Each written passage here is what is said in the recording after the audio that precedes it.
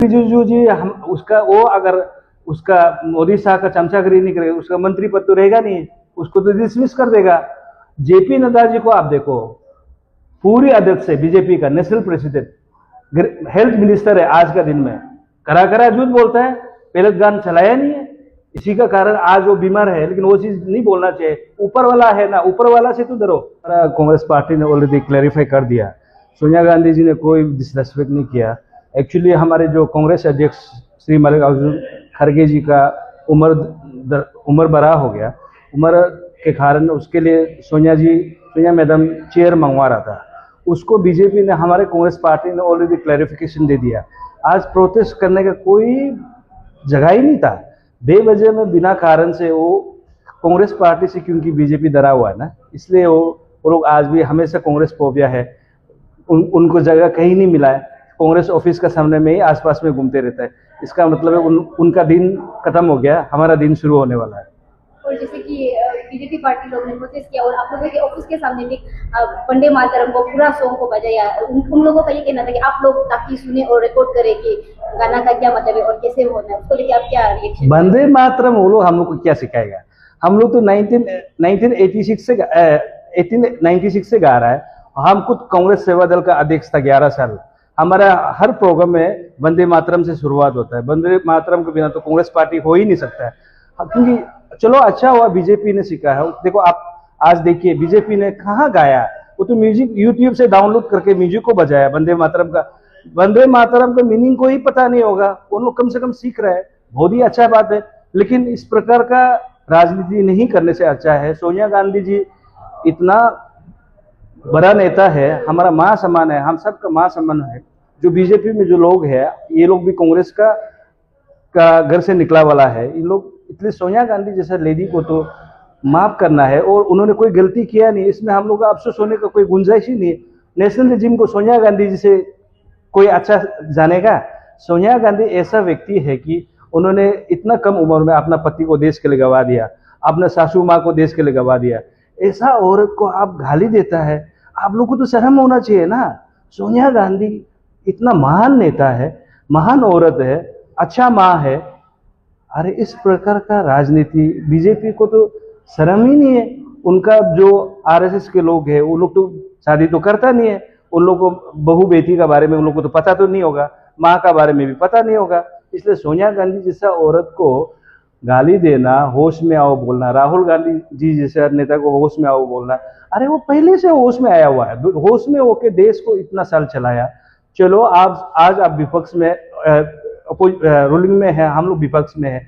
आप democracy system है, ये भी एक प्रक्रिया है प्रोटेस्ट करने का, लेकिन प्रोटेस्ट करने का कारण कहाँ है? ऑलरेडी सेंट्रल लीडर ने, हमारे कांग्रेस हाई कमान ने, कांग्रेस पार्टी ने ऑलरेडी क्लैरिफिकेशन दे दिया। सोनिया गांधी जी ने क्या किया क्या नहीं किया वो तो आपको पहले बता दिया। वो तो मल्लिकार्जुन खड़गे जी के लिए चेयर मंगवा रहा था एक्चुअली, इसलिए मल्लिकार्जुन खड़गे जी ने बोला कि ये वंदे मातरम होने वाला है, हो जाएगा बोल के उन्होंने, उतना ही था, उसमें डिसरेस्पेक्ट का क्या बात होगा? तो शायद से बीजेपी का ये कहना है कि शायद वो एफआईआर भी लॉन्च करेंगे, तो उसको लेके क्या रिस्पॉन्स रहेगा? एक एफआईआर क्या, 1000 एफआईआर लॉन्च करो, इससे कोई फर्क नहीं पड़ता है।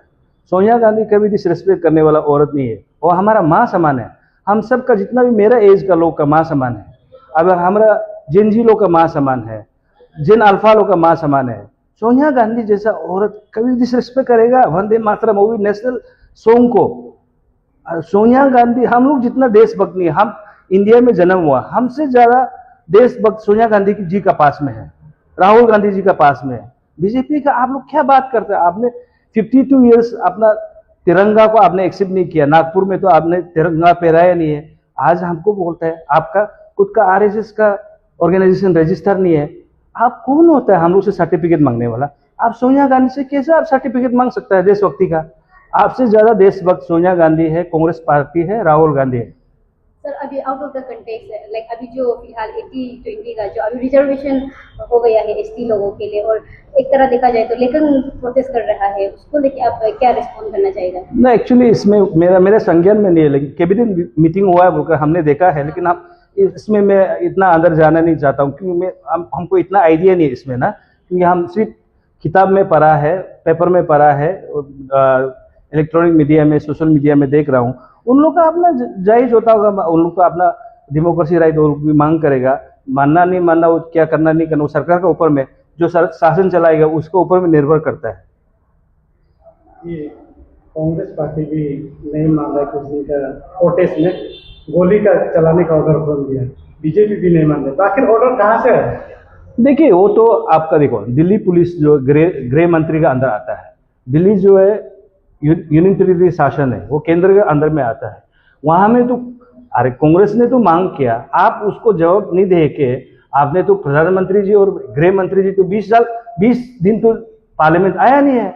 हमारा अपोजिशन यूनाइटेड का मांग हुई है कि राहुल गांधी जी का मांग हुई है कि पहलगाम किसने चलवाया, बच्चा को किली लगा के लाठी कौन मरवाया, और जितना वहां में आरएपी लोग को बिना बेज से बिना नेम प्लेट से किस गुंडा को आपने वहां घुसाया। कांग्रेस पार्टी का तो केवल एक ही मांग है, हम लोग अमित शाह जी से, मोदी जी से कोई गिला शिकवा नहीं है, हमारा एक ही मांग है कि किसने फायरिंग ऑर्डर दिया, पहलगाम किसने फायरिंग ऑर्डर दिया, उसको तो जस्टिफाई करना पड़ेगा ना आप, क्योंकि you are elected by the people of India, you are answerable, you are running the government, आप अपना सच्चे से आप मुंह पेरा के नहीं बात सकते, क्योंकि राहुल गांधी अपना हिसाब से नहीं बोल रहा ना।